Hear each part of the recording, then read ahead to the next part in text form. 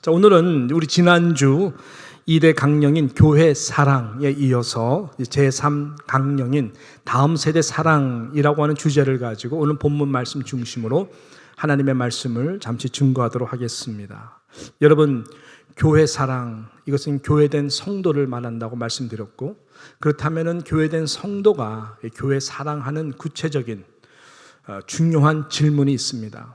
중요한 질문 중에 하나는 무엇이냐면은 다음 세대에 대해서 어떤 마음을 가져야 할까? 다음 세대에 대한 나의 마음의 자세, 어떤 마음을 가져야 될까? 이 질문이 정말로 중요한 것입니다. 왜냐하면은 이 질문에 대한 여러분의 중심적 마음, 또 교회의 중심적 마음, 자세, 그리고 그 답에 따라서 역사성입니다. 그 다음 세대가 살게 되느냐, 죽게 되느냐가 달려있기 때문에 그런 것이죠. 이것이 왜 중요할까요? 또 역사성입니다. 역사를 통해서 우리가 분명한 교훈을 얻게 되죠. 다음 세대, 주일학교라고 합시다. 다음 세대가 살면은 여러분, 교회는 반드시 살게 돼 있습니다. 그러나 다음 세대가 죽게 된다면 교회는 화려한 빌딩을 한때 자랑하고 텅 비우게 되는 박물관이 될 수 있는 유럽 교회와 같은 현상이 이 시대에도 나타날 수 있는 그 확률이 너무나 많다라고 하는 것이죠. 그러므로 이 질문은 정말로 중요한 것입니다. 여러분, 교회 사랑하세요? 그러면 이 질문에 대한 분명한 성경적 답이 있어야 되는 것입니다. 그래서 우리는 성경을 보는 것이고, 그리고 중요한 것은 예수 그리스도께서 어떻게 다음 세대를 바라보셨는가. 이 질문에 대해서 예수님은 어떤 마음과 자세로 다음 세대를 보셨는가? 이것이 답이에요. 그래서 이대로만 여러분 마음을 품는다면 곧 그리스도의 마음이고, 그러면 다 되는 것이죠. 자, 오늘 우리가 이 질문을 위해서 복음서에서 몇 군데 예수님에 대해 좀 볼 텐데요. 첫 번째는 마가복음 9장 36절부터 37절의 말씀을 우리가 주목해서 봐야 되는 것입니다. 자, 보니까 이렇게 말씀합니다. 어린 아이 하나를 데려다가 그들 가운데 세우시고, 예수님께서 그렇게 하신 것이죠. 다음 세대 어린아이 하나를 데려다가 그들 가운데 세우시고 어떻게 하셨다고요? 안아주셨다. 안으시고 제자들에게 이르시되, 어떻게 말씀하냐면은 놀라운 말씀이죠. 누구든지 내 이름으로 이런 어린아이, 즉 다음 세대, 이 아이를 하나를 영접하면 곧 누구를 영접하는 거라 그래요? 나를 영접하는 것이다. 나를 영접한다는 것은 또 어떤 의미냐? 곧 나를 보내신 하나님을 그대로 영접하는 것과 똑같은 것이다. 여러분, 어린아이라고 하는 존재가 예수님은 이렇게 보신 거예요. 이 어린아이를 영접하는 것이 곧 나를 영접하는 것과 같다. 이 무게를 좀 알았으면 좋겠습니다. 또 마가복음 다음 장인 10장을 보게 되면 예수님은 또 이렇게 어린아이와 함께 이렇게 말씀하고 계십니다. 13절부터 보면은 사람들이 예수께서 먼저 만져주심을 바라고 어린아이들을 데리고 오매 제자들이 꾸짖거늘. 보통 어른들의 마음이죠. 어른들이 있는데 왜? 어른들이 중심인 것입니다. 그런데 14절에 보니까 예수께서 보시고 노하시오라고 말씀해요. 예수님 별로 노하시는 분이 아니세요. 그런데 예수님은 이 상황에 대해서 굉장히 화가 나셨습니다. 그러면서 뭐라 그래요? 이르시되 어린아이들이 내게 오는 것을 용납하고 금하지 말라. 왜냐? 하나님의 나라가 이런 자의 것이니라 라고 말씀했어요. 하나님 나라의 주인공이 바로 이 어린아이들이다. 다음 세대다. 내가 진실로 너에게 이르노니 누구든지 하나님의 나라를 어린아이와 같이 받들지 않는 자는 결단코 그곳에 들어가지 못하리라 하시고, 그 어린아이들을 어떻게 해요? 안고 그들 위에 안수하시고 뭐 하셨어요? 축복하셨다. 예수님이 이렇게 자발적으로 안아주시고 안수해 주시고 축복해 주시며 동급으로 여기셔서 이 어린아이를 영접하는 것이 곧 나를 영접하는 것이, 나를 영접하는 것, 하나님 아버지 영접하는 것이다. 하나님의 나라는 이런 어린아이들 같은 자들이 주인공이다. 그러므로 어린아이 같은 신앙, 또 어린아이를 바라볼 때에 이런 나의 마음과 시각과 자세로 다음 세대를 바라보라, 축복하라 라고 하는 이 주님의 말씀인 것입니다. 뭐냐면은 하나님의 나라는 한 세대는 금세 지나가고 바로 미래가 금세 자라나게 될 저들의 존재에 달려있기 때문에 그런 것이죠. 자, 이런 차원에서 오늘 본문 말씀을 한번 자세히 보십시오. 이 본문 말씀을 보게 되면 왜 주님께서 이런 상황 속에서도 이 말씀을 하셨는가의 그 무게를 저와 여러분이 깊이 깨달을 수가 있는 것입니다. 자, 오늘의 말씀의 뒷배경은 어떤 배경입니까? 이게 도대체 다음 세대와 연결되는 구절인가? 라고 생각할 정도로 예수님께서 십자가에 달려 죽으시기 위하여 십자가를 지시고 골고다 언덕을 향한 비아 돌로사죠. 눈물의 이 골짜기 길을 지금 걸어가고 있는 거예요. 예수님께서 지시려고 아무리 노력했지만 그 전날부터 채찍에 맞아 이미 피를 많이 흘리셨어요. 정신이 혼미하세요. 떨고 떨면서 쓰러질 때마다 다시 십자가를 지려고 했지만 지실 수가 없었어요. 그래서 오늘 첫 구절에 보게 되니까 잘 아시는 대로 이 구레네 사람 시몬이 억지로 로마 병장에 의해 가지고 그 십자가를 대신 지게 되는 것입니다. 그러니까 예수님은요, 지금 기력이 없어요. 걸어가는 것조차도 하나님의 은혜가 아니면 걸어갈 수 없을 정도로 너무나 힘든 상황입니다.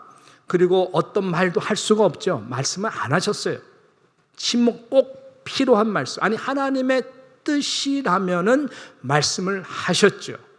그러한 분명한 영적 분별력이 있는 주님이고 이러한 상황 속에서 예수님께서 지금 이 말씀들을 하고 계시는 것이다 라고 하는 것이죠. 하나님의 뜻이죠.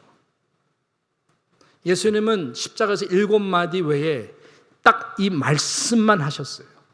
그렇기 때문에 우리는 이 말씀에 집중해야 되는 것입니다. 야, 얼마나 이 말씀이 귀하면, 중요하면 주님께서 지금 이 말씀을 하시고 계시는 것일까?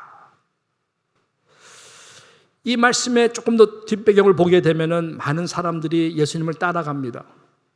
그중에서 특히 예수님을 가까이 했고 사랑했던 사람들이 따라가면서 가슴을 치며 눈물을 흘립니다. 오늘 말씀에 보니까 여자의 큰 무리라고 하는 단어를 사용한 것을 보게 되면은 그중에 가까이 예수님을 평소에 존경하고 사랑했던 힘이 없는 여인들, 그러나 가슴을 치면서 곁에서 예수님 눈물을 흘리며 그 상황 속에서 예수님께서 이 말씀을 하신 거죠. 중요한 말씀은 당연히 28절 말씀입니다. 예수께서 돌이켜 그들에게 향하여 이르시되 예루살렘의 딸들아 나를 위하여 울지 말고 너희와 next generation 너의 자녀를 위하여 뭐해요? 울라라고 말씀했어요. 산산수훈과 같이 권세 있는 말씀으로 하시지 않았을 것 같아요. 떨리는 목소리로, 그러나 힘을 다하여 내가 이 말씀은 꼭 해야 되겠다. 그래서 이 말씀을 하신 것이죠. 십자가 처형으로 죽게 될 당신을 위하여 울지 말라. 그것보다 더 울어야 되는 일이 있는데 여인들 당신 자신들과 당신들이 생명보다 그렇게 귀하게 생각하고 여기는 next generation 당신들의 자녀들을 위하여 울라라고 말씀하시는 것이죠. 분명히 주님은 당신의 십자가의 고통보다 이 고통이 더 컸던 것 같아요.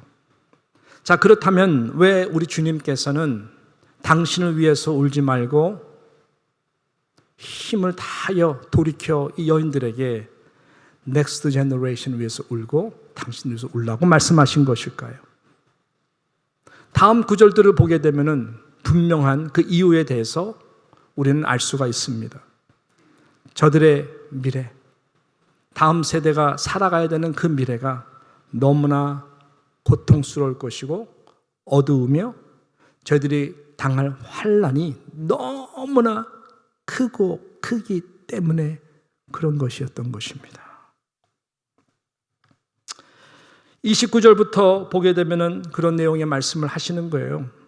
보라, 날이 이르면 사람이 말하기를 잉태하지 못하는 이와 해산하지 못하는 배와 먹이지 못한 젖이 복이 있다 하리라. 무슨 말이에요? 차라리 태어나지 않는 것이, 내가 자녀가 없는 것이 훨씬 더 복되는구나. 언제? 바로 그때, 고통의 날에 그렇게 생각할 거라는 거예요. 많은 여인들이. 이 30절도 비슷한 내용입니다. 그때에 얼마나 이거 심하면 사람이 산들에 대하여 이렇게 말을 합니다. 우리 위에 무너지라, 우리 위에 무너지라, 작은 산들을 대하여 우리를 덮으라 라고 할 것이다 라고 하는 것입니다. 이게 무슨 말이에요? 이렇게 사느니 차라리 죽는 것이 더 낫다. 산사태가 와서 우리 집을 삼키든지 우리 가정을 다 지금 끝내게 해주라 라고 말할 정도라고 하는 것입니다. 그리고 31절을 보게 되면 더 깊이 나가요. 푸른 나무에도 이같이 하거든 마른 나무에는 어떻게 되리요 하시니라 라고 말씀했어요. 푸른 나무는 의인의 나무입니다. 가까웠게는 예수님이 지실 십자가인 것입니다. 그리고 십자가를 통과한 모든 하나님의 백성들인 것입니다. 각자에게 다 십자가가 있어요. 초대교회 성도들이 얼마나 고통 가운데에, 환난 가운데, 핍박 가운데 예수를 믿는다는 것 때문에 저희들이 치러야 되는 기가 막힌 고통들, 차라리 내가 죽으면 되겠지만 사랑하는 식구들과 함께 사자들의 밥이 되고 조롱거리가 되고, 이거 견디기가 너무 힘들잖아요. 그렇지만은 푸른 나무 의인들이기 때문에 그 고통 가운데에도 힘들어도 견디겠지만, 요거 말씀하는 것과 같이 하물며 마른 나무입니다. 떨어져 나온 나무들이에요. 예수 그리스도에서 떨어져 나온 나무들이에요. 지옥불을 향하는 영혼들인 것입니다. 힘들고 어려우니까 그 다음 세대가 신앙을 지키지 못하고 떨어져 나와서 마른 나무 열매도 맺지 못하고 남은 것은 그 웅덩이에 영원한 불에 떨어질 그 영혼들을 생각할 때에 너무나 끔찍하지 않냐? 나의 십자가의 죽음은 부활을 위한 십자가의 죽음이지만 나를 위하여 울지 말고 다음 세대가 겪어야 되는 그 영적 고통, 정신적 고통, 지옥불에 떨어질 그거 생각하여서 울라라는 거예요. 이것이 더 중요하다. 이 세대와 다음 세대를 향하여 주님께서 그 비아 돌로사에서 마지막 힘을 다하여 정말로 눈물로 호소하고 있는 내용의 말씀인 것입니다. 그래서 오늘 이것이 다음 세대 사랑이라고 하는 주제와 연결된 부분이에요. 오늘 장로님이 우셨죠? 기도 가운데 1부 때 은혜 받아서 우신 거예요.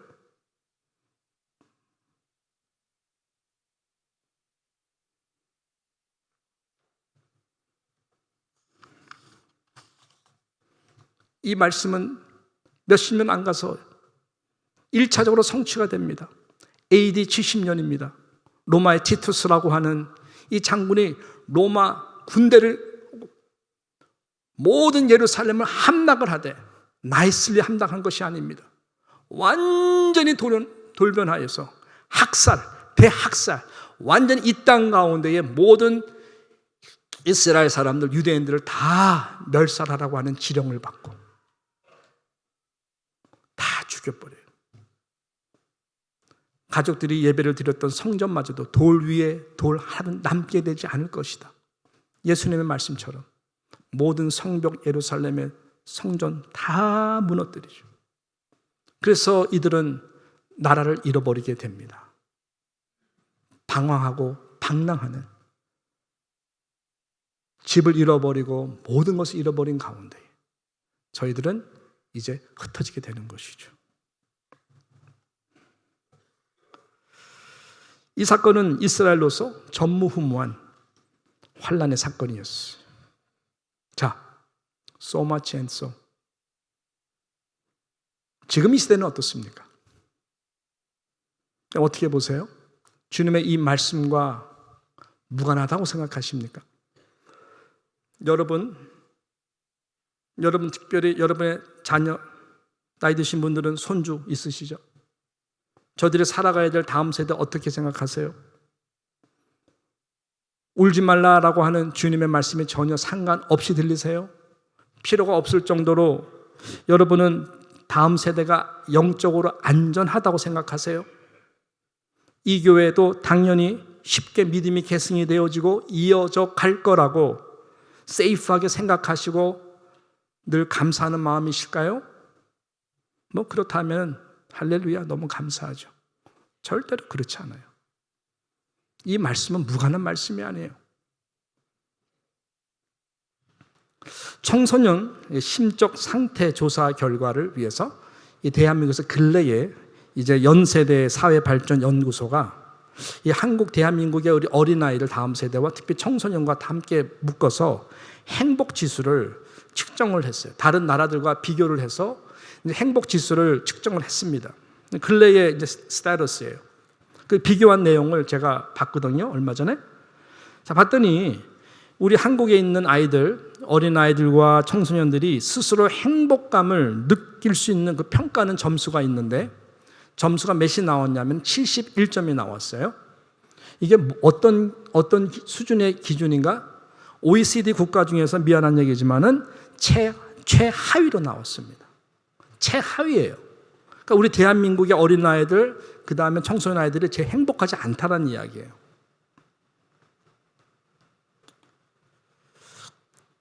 그리고 반면 on the other side 학업 성취에 대한 부담감, 열망 뭐 그런 거죠. 이것은 저는 몰랐어요. 벨기에가 그렇게 높은지 몰랐어요. 벨기에가 1인데 벨기에와 1점 차이로 우리 대한민국 우리 다음 세대가 2등으로 나왔어요. 그 말은 뭐예요? 그러니까 대학이 인생의 모두인 것처럼 경쟁 속에서 엄청나게 스트레스 받으며 행복하지 않은 채로 공부해 너 공부 못하면 나고자야 이런 스트레스 속에서 우리 아이들 행복하지 않은 채 가장 컴페티티브하게 지금 공부를 하고 있다라는 이야기예요. 행복하냐고요.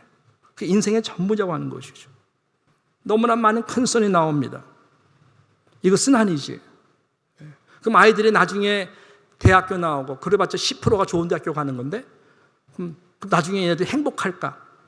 조직 문화도 결국은 다 모든 것이 컴피티티브하기 때문에 드라마에 나오는 내용들이 좀 이게 어떤 반전을 위한 드라마틱한 부분이 있지만 별 차이가 없다고 저는 생각을 하는 것이죠. 아무튼 행복지수가 최고. 그러니까 이 자살률도 너무나 높아요. 자, 그러면 기독교 신앙교육은 어떨까요? 여러분, 교회는 당연히 우리 어린 다음 세대를 위하여 가장 행복한 신앙의 공동체, 공간이 되어야 하는 것입니다. 모두가 다 생각하겠죠. 그래서 세상의 공교육, 시스템과 문화에 분명한 차별이 있어야 되고 구별되어야 되는 그것이 바로 이 교회의 신앙교육의 환경인 것이죠. 예수님께서 저들을 타치하여 주시고 안아주시고 안수해 주시고 축복해 주신 것처럼 교회가 저들에게 그런 기억 속에 그런 공간이 되고 문화가 되어야 된다고 하는 것이죠. 다 동의하지만 과연 정말 그러냐고 할 때는 또 다른 이야기겠죠. 그래야 요셉과 같이 하나님 나라의 꿈을 계속 갖도록 심어주는 것이고 잘하는 것입니다. 다니엘과 같이 세상과 구별된 영적 분별력을 가지고 뜻을 거룩하게 정하는 세상 속에서 가장 지혜로운 자가 될 수가 있도록 만들어주는 것이 교회여야 되는 것이죠. 에스더와 같이 죽으면 죽으리라 어떤 상황과 신앙 속에서 컴프로마이즈 않는 신앙의 지혜와 용기를 만들어주는 것이 교회여야 될 것이죠. 다윗과 같이 하나님의 마음에 합한 자와 같이 어린아이와 같이 춤을 추고 기뻐 찬양하며 praise and worship 하는 것이 교회여야 되는 것입니다. 그래야 세상과 견주어 또 세상에 뺏기지가 않는 것이죠.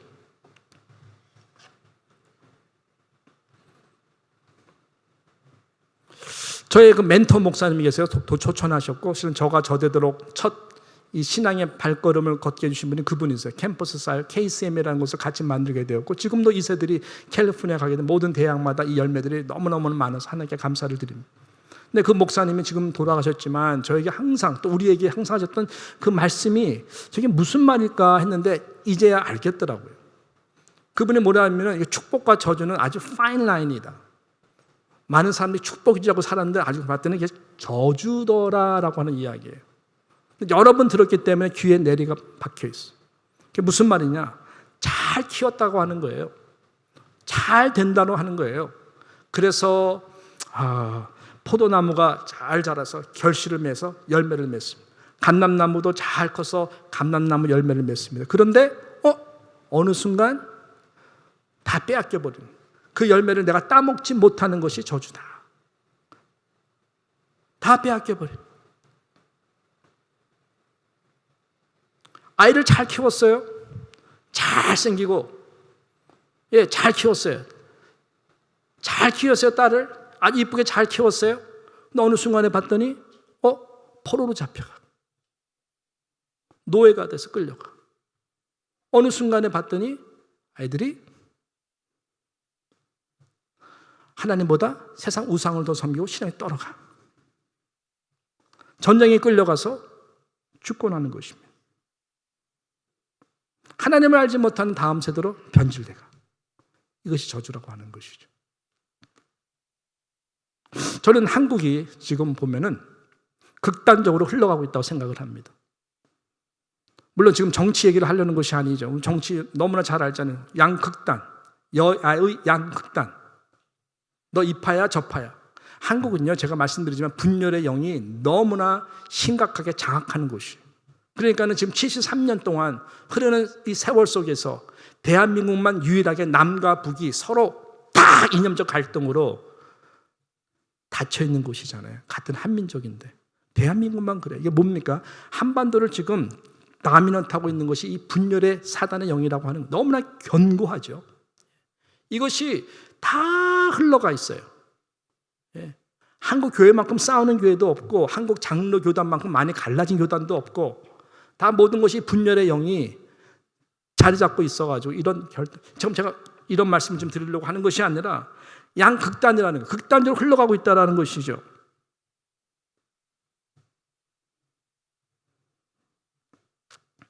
극단적 고령화 흘러가고 있어요. 조금 있으면 일본 다 제껴요. 극단적 시집장가 절대로 안 가는 돌싱 문화. 간다고 하면 할렐루야인데 극단적 저출산 문화. 굉장히 극단적으로 흘러가요. 통계를 내요. 10년 후에 그래프를 그리고 또 another 10년, 20년 후에 그래프를 그리고 이대로 간다면 30년 그대로 그래프를 그리고 분명한 어떤 레포메이션과 변화가 없다면 40년, 50년 그래프를 그려보면 보기를 무서워해요. 왜냐하면 그 나오는 결과의 스테러스가 너무나 무섭기 때문에 그런 혹독합니다. 무슨 말씀인지 아시겠죠? 과연 50년 후에는 다음 세대가 어떻게 이 나라를 받아 이어갈 수 있을까? 국가적 고민입니다. 사회적 큰 이슈입니다. 이런 탄식과 고민들이 이곳저곳에서 지금 나오고 있어요. 자, 그러면은 교회 주일학교는 어떤가? 더더욱 심각하고 더더욱 암담합니다. 요즘 다음 세대를 위해서 실은 저와 아내가 집중적으로 지금 기도하고 신경 쓰고 있습니다. 실은 저의 지금 최우선순위는 다음 세대예요. 이제 카드를 내놨잖아요. 그래서 이 사역에 지금 가장 전문적이고 잘하시는 사명감을 가지고 기도하시는 분이 이진아 전도사님이라는 분이세요. 이분이 지난번에 동부에도 왔었고 또 우리 교회에 오셔서 같이 함께 우리 퓨리티 세미나도 하고 또 우리 컨설팅도 해줬던 분이세요.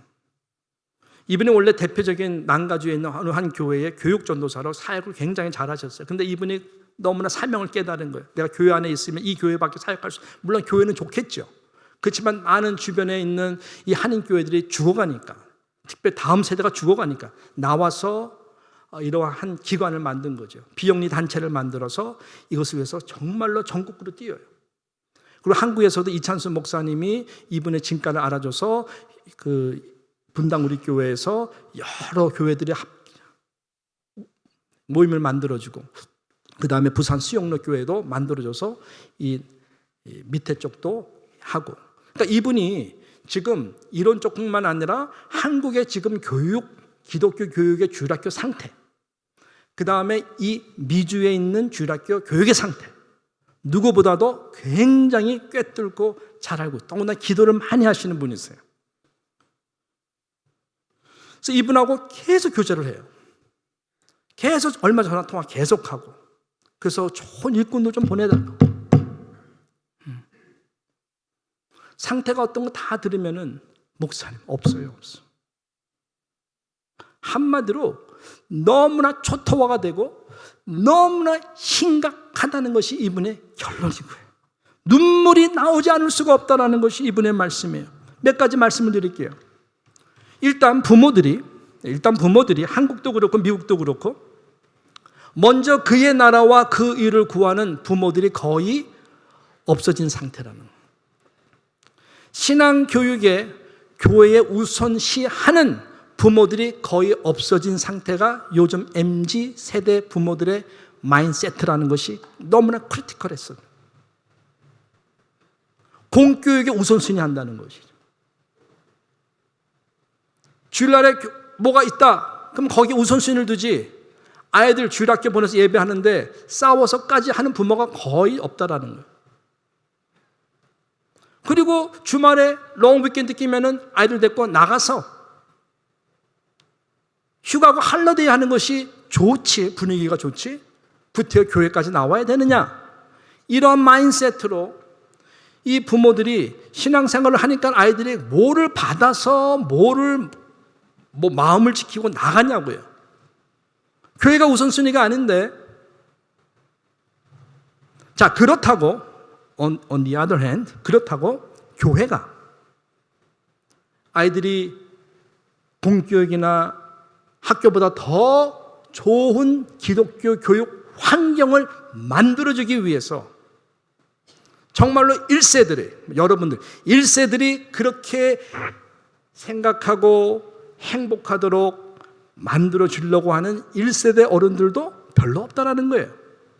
많은 1세대 분들은 고령화가 되고 있고 당신들의 자녀들은 이미 교회를 떠났고 당신의 손주들도 이 교회 안 오고 다 끝났고 나랑 상관이 없다라고 하는 것이 또 그분들의 마인드세트라는 거예요. 그러니까요, 교회가 다 지금 초토화가 되는 것이죠. 양쪽 다 문제가 있어요. 예. 저는 정말 체육관을 잘하고 싶었거든요. 이게 오자마자 거기가 청소년 애들이 정말로 월십하고 운동하고, 우리 교회도요, 교회 저기 그 주일날에 뭐 한다, 액티비티 한다, 학교에서 한다, 뭐 운동 시합 한다, 선수니까 거기 참석하는 것도 재밌지 우리 교회 오는 걸 그냥 안 와요. 그럼 교회에서 좀 그런 공간 만들어서 스포츠 액티비티도 하고, 예. 교회 오는 걸 더 좋아하도록 만들어야 되는데, 더 심각한 문제가 뭔지 아십니까? 이제는요, 신학교도 더군다나 기독교 교육학을 가지고 다음 세대를 위해서 사명에 불타올랐어. 제가 졸업한 바이올라도 마찬가지죠. 저랑 아내는 기독교 교육학을 전공했거든요, 같이. 근데 없어요. 없어요. 제가 이재나 전도사한테 물어봤어요. 없어요. 그러니까 교회마다 일꾼들이 달라요. 전문성 있는 사람이 없어. 헌신하는 사람도 점점 사라지고 있다고 하는 것입니다. 이분들이 한국 교회에서는 먹고 살 수도 없어. 근데 괜찮은 분들이 있어요. 하기사 우리도 제가 가까운 친척도요, 이 데이비 프레시라고 하는 미국에서 지금 제일 잘 나가는 젊은 목사가 있어요. 정말 수많은 성도들이 모이고, 그 교회 지금 부교육자예요. 우리 교회 올래 이해? 절대로 안 와요. 대우도 3-4배가 다르고 그 영광이 너무너무 다르기 때문에. 저희 친척 가운데 탁월한 전도사 있어요. 여자 전도사. 친척이 가까운 친척. 지금 미국 교회 메리너스라고 하는 캘리포니아 제일 잘 나가는 주일학교에 지금 디렉터로 섬기고 있어요. 인정해줘서 얼마나 잘 돼요. 미국 교회가 이제는 미국 사람만 다니는 미국 교회가 아닙니다. 아시안 아메리칸들이 그 미국 교회에 가서 얼마나 잘 적응하는지 이제는 너무나 그 교육 시스템이 잘 돼 있기 때문에 마지막 남은 사람들 다 데려서 끌어서 이 교회를 살리기 위해서 얼마나 투자를 하는지 몰라요. 그러니까 다 그 교회 가지. 누가 한국 교회에 남아 있겠냐고요. 그러니까 교육자들도 없어요. 아무리 소개시켜달라고 그래도 누가 오겠냐고요. 누가 오냐고요. 얼마 전까지만 해도 우리 교회가 이 이 파트타임 주일학교 제일 적어요. 제일 적어. 예. 제가 컴플레인하는 거 아니에요 지금. 미래가 너무 어두워요. 우리 교회도 지금 이 극대화잖아요. 고령화, 극대화. 뭐라 그러는 거 아니에요. 주일학교, 극대화. 그럼 어떻게 되는 거죠? 예? 우리 교회 가장 아름다운 공간이 어디에? 본당이에요. 이 영광 아시잖아요, 여러분. 근데 극대화된 고령화 어르신들이 제일 많이 이 예배를 참여하시고 주인이세요. 이대로 계속 가야 됩니까? 뭐 가야 되겠죠.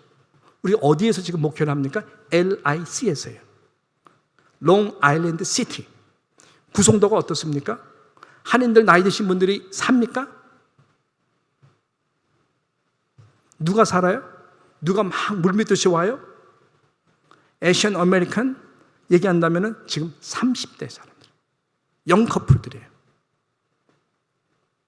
그 사람들이 애 낳고 오려면 뭐가 살아야 돼요? 예? 이 예배 공간, 이 공간에 살아야 돼요? 아니죠. 주일학교 다음 세대를 살려야 된다니까요. 아멘 해 주십시오. 예. 그럼 어떻게 되겠습니까? 방법은 없어요. 단 하나의 길밖에 없어요. 그게 무슨 길이냐? 예수님의 마음이에요. 울어야 돼요. 나를 위해서 울지 말고 너희와 다음 세대를 위해서 울라라고 하시는 이 말씀이 여러분에게 기도의 눈물의 씨앗이 돼야 돼요. 그러면 삽니다. 그런 마음으로 내가 어떻게 변해야 될까? 우리 교회가 어떻게 길을 열어줘야 될까? 내가 어떻게 헌신해야 될까? 답이 하나씩 나오기 시작합니다. 투자를 하셔야 돼요. 하나님의 나라의 최고의 투자는 저는 두 가지로 봐요. 선교와 다음 세대예요. 예. 특별히 교회에서는 다음 세대예요. 하나님 나라 위해서는 선교예요. 이 두 가지를 위해서 오늘 지금 두 부분이 오늘 다 지금 집중되는데 이것이 굉장히 중요한 것입니다. 그래서 귀한 인물들이 올 수 있도록 눈물로 기도해야 돼요. 어린아이를 정말로 사랑할 수 있는, 한국교회를 사랑하는, 없어요. 있겠죠. 언제 올까요? 기도 응답되는 그 순간이겠죠. 귀한 줄 아셔야 돼요. 그리고 우리 교사들, 좋은 교사들, 이제는 EM 부모들이 같이, 온 내션들이 참 많거든, 자녀들. 함께해서 정말로 그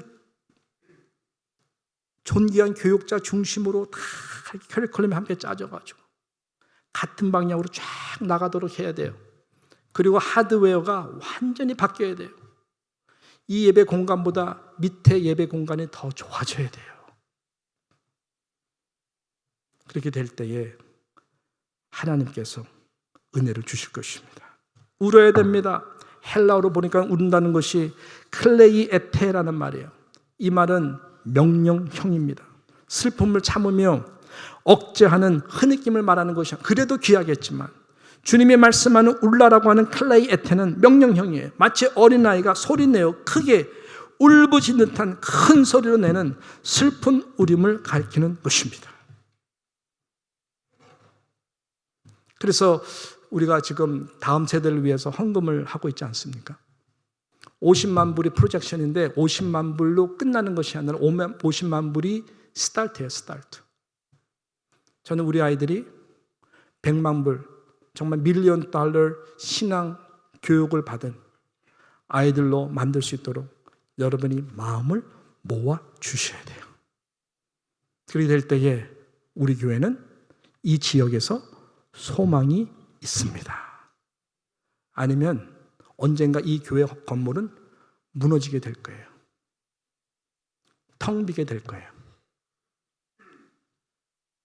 그렇지만 다음 세대를 위해서 정말로 투자하고 다음 세대를 위해서 눈물로 기도하고 사랑과 축복으로 간다면 우리 주일학교, 중고등부, 대학부, 청년부 이르기까지 다음 세대 젊은 1, 2, 3 선교회가 살아나서 이 교회를 잘 믿음으로 이어가는 놀라운 하나님의 나라의 축복이 이 지역 가운데에 나타날 줄로 믿습니다. 우리 성경 구절 마지막 2절을 보면서 마치도록 하겠습니다. 갈라디아서 6장 7절과 이 8절 말씀입니다. 같이 함께 읽겠습니다. 스스로 속이지 말라. 하나님은 업신 여김을 받지 아니하시나니 사람이 무엇으로 심든지 그대로 거두리라.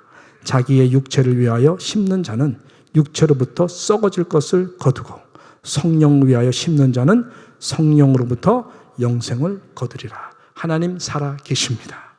교회는 예수 그리스도의 몸입니다.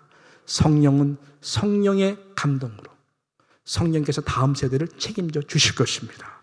우리의 할 일은 그 성령 안에서 교회 사랑이 다음 세대 사랑, 한 성령 안에서 모두가 하나가 되어서 다음 세대를 위하여 눈물로 헌신을 할 때에, 눈물로 여러분 씨앗을 심게 될 때에 우리 교회는 달라지게 될 것입니다. 이 은혜가 우리 가운데 있기를 주님의 이름으로 축원합니다. 기도합니다. 하나님 아버지,